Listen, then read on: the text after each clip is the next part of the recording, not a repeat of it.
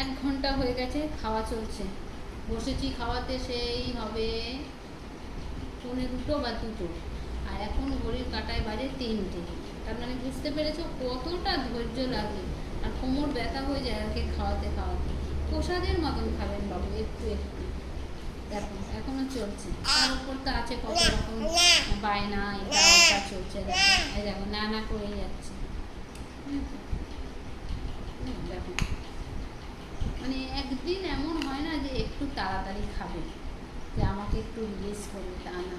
একদম ঘড়ির কাঁটা ধরে মোটামুটি 1 ঘন্টা, 1.5 ঘন্টা, 2 ঘন্টা চলবে, রোজকার টাইম চলছে। বড় হচ্ছে কিন্তু খাওয়ার টাইমিংটা ওর কমছে না। কত দুষ্টু দেখে যাবে, দেখেছো বাবা। দেখ দেখ দেখ দেখো একবার দেখো, হ্যাঁ খুব দুষ্টু, খুব বদমাস, কথা শোনে না কিছু না। হ্যাঁ ব্যাড বয়, ব্যাড বয়। তুমি ব্যাড বয়? তুমি কি ব্যাড বয়?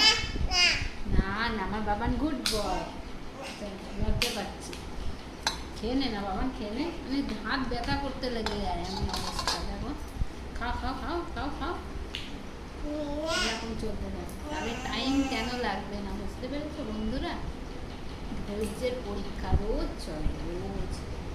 একটা টাইম এমন ছিল আগে, যখন ধৈর্যের বড় অভাব ছিল, মানে এক জায়গায় আমি মনে হয় 10 মিনিটও বসতে পারতাম না।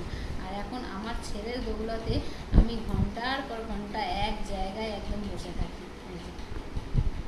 All because of my baby. দুষ্টু বেবি, দুষ্টু দুষ্টু বেবি, দুষ্টু। আমার সোনা বাচ্চা, আমার সোনা, আমার সোনা বেবি।